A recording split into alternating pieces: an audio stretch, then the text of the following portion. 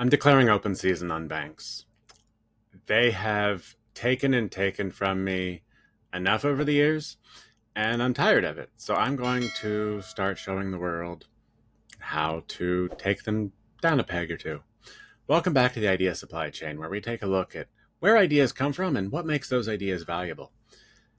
Today, I wanted to continue my speed run of the economy and see I'm not going to do it alone, although in some ways I am. But really, what I'm doing is I'm coordinating action across the world because banks are formed with just a bad system model. They are designed to price risk and then lend that money out at the least risky options. Now, the problem with that is that money is designed to capture human risk and convert it into economic risk. And so, what we've ended up doing inadvertently is we've created a system that sucks human risk in and puts out bank profits. And that's a really bad system. I don't know if you've been living in the economy lately, but I would say things are maybe not great. It's been way fucking harder for me than I think they should be. And in fact, they're going to start getting a lot easier because I'm breaking the system. And how I'm doing it is by using the bank's inputs against them. They take risk and they make risk expensive. And then they say, humans, you are risky, but these businesses are nice and safe. So what I'm going to do is I'm going to wrap people in a business-shaped object and then use that in a system that has zero risk. And I'm going to buy up all of the risk that the banks are creating. And I'm going to turn that into food for AI because that's essentially what it is. In a world with uncertainty, uncertainty is what AI is meant to thrive in. That's where you focus intelligence on a problem and figure out what parts make it work together. And the way we've been doing things now is very, very scattered and kind of all over the place. People are doing shit that's not truly valuable because of these arbitrage opportunities. And basically, it's all created because these banks are doing all sorts of financial transactions trying to make a bunch of money on the back of risk.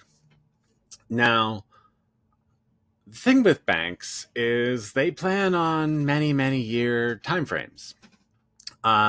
They don't plan on human timescales because they've been around forever in a lot of cases. And so they're looking at things over the space of years, decades, even into centuries, right? They're kind of focused on this long-term sustainability in terms of how they see it. But what we can do is we can wrap that uncertainty into something that the bank can understand and then just make things happen from it. And so that's exactly what I'm going to do. I'm setting up a way to be able to write insurance policies for people. This is the human insurance part of my idea here, where basically instead of employment, you've got an insurance policy that basically guarantees you a minimum amount of money each month that it can kind of be adjusted to keep up with currencies going to be devaluing very, very quickly, just because of the global nature of currency.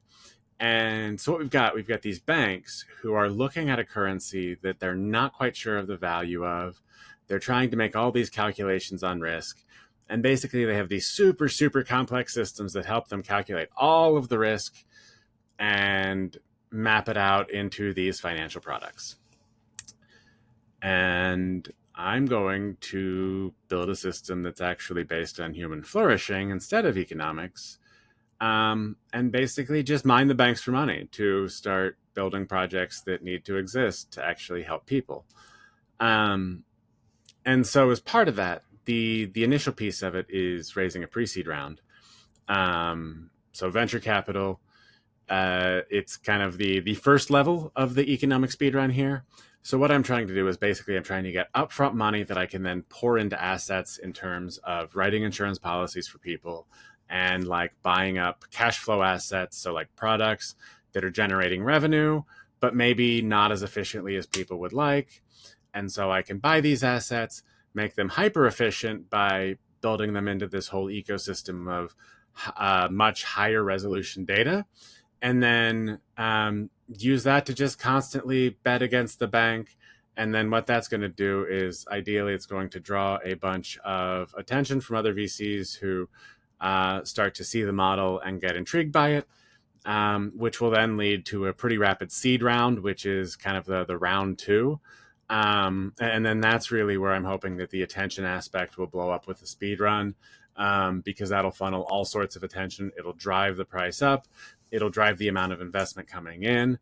And that's more investment that I can funnel directly into guaranteed assets that are cash flowing.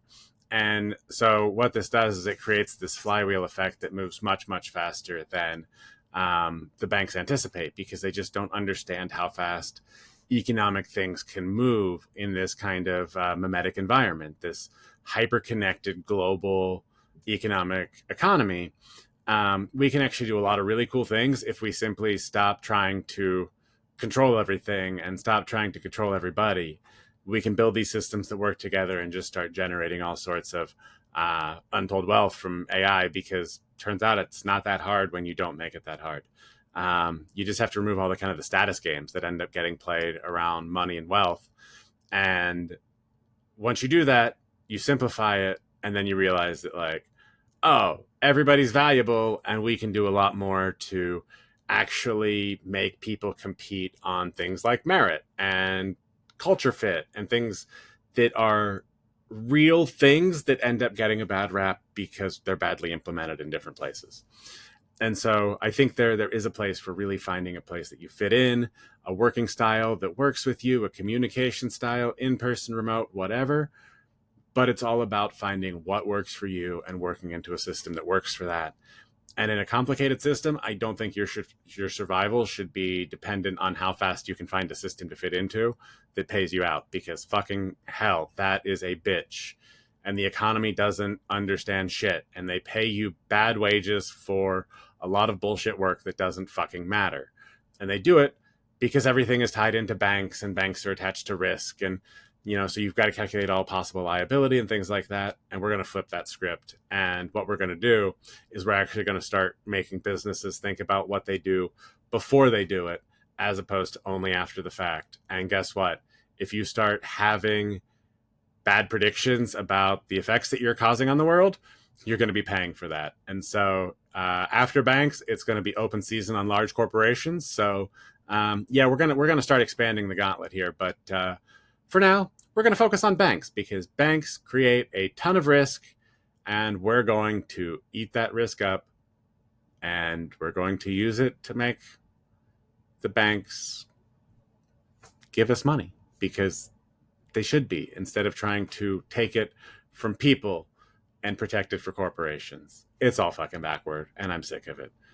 So, welcome to the human revolution. It's time for the humans to be put back in charge of the economy. Thanks for watching. I'll see you in the next video, and see you on the next level.